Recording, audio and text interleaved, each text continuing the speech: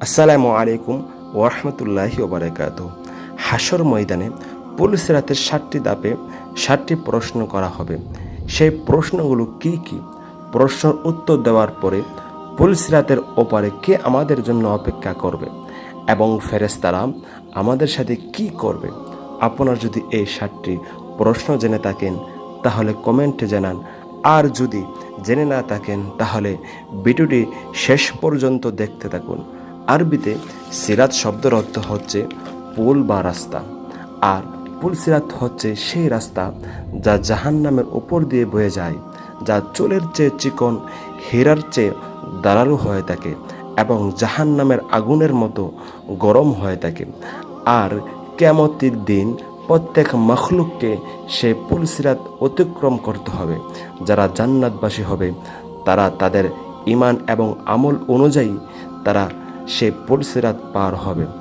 আর যদি জাহান্নামবাসী হয়ে থাকে তাহলে কাল হাসর ময়দানে পুলসিরাত পার হওয়ার সময় তারা জাহান্নামের মাধ্যমে আগুনের মাঝে পড়ে যাবে, এবং যারা তাদের আমলের জাহান্নামে চলে যাবে তারা পুলসিরাত থেকে পড়ে গিয়ে জাহান্নামের মাধ্যমে পতিত হবে।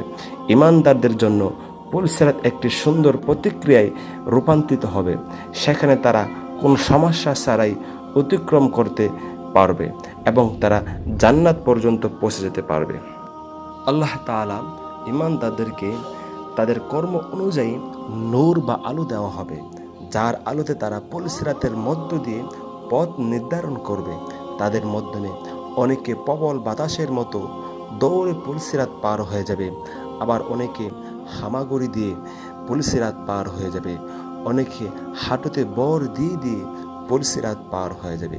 নবী করিম সাল্লাল্লাহু আলাইহি সাল্লাম হাদিস শরীফের মাধ্যমে ইরশাদ করেছেন, নবী করিম সাল্লাল্লাহু আলাইহি সাল্লাম বলেন, আমি একদিন স্বপ্ন দেখতেছি কাল হাসর ময়দানের পুলসিরাতের মাধ্যমে আমার অনেক উম্মতরা হামাগুড়ি দিয়ে বুকে বর দিয়ে দিয়ে পুলসিরাত পার হচ্ছিলেন।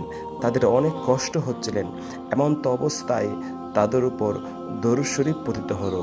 ওই দরুদ শরীফ যারা দুনিয়ার বাড়িতে আমার উপর বেশি বেশি দরুদ শরীফ পড়তো, সেই দরুদ শরীফ তাদেরকে সাহায্য করেছেন, এবং তাদের উপর ওই দরুদ শরীফ পতিত হওয়ার পর তাদের শরীরের মাধ্যমে শক্তি আসলো এবং তারা দৌড়ে ওই পুলসিরাত পোল পার হয়ে গেল।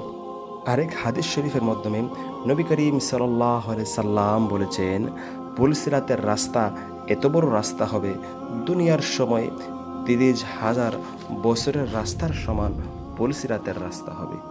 এই পোলের উপর দিয়ে অতিক্রমকারী দলগুলোর মাধ্যমে প্রথম যে দলগুলা হবে সেই দলগুলা চোখের পলকে পুলসিরাত পার হয়ে যাবে, এবং দ্বিতীয় দলটি বিদ্যুতের গতির মতো পুলসিরাতের ফুল পার হয়ে যাবে। তৃতীয় দলটি বাতাসের গতির মতো পুলসিরাতের পোল পার হয়ে যাবে, এবং চতুর্থ দলটি পাখির মতো উড়তে উড়তে পুলসিরাতের পোল পার হয়ে যাবে, এবং পঞ্চম দলটি ঘোড়ার মতো দৌড়ে দৌড়ে পুলসিরাতের পোল পার হয়ে যাবে।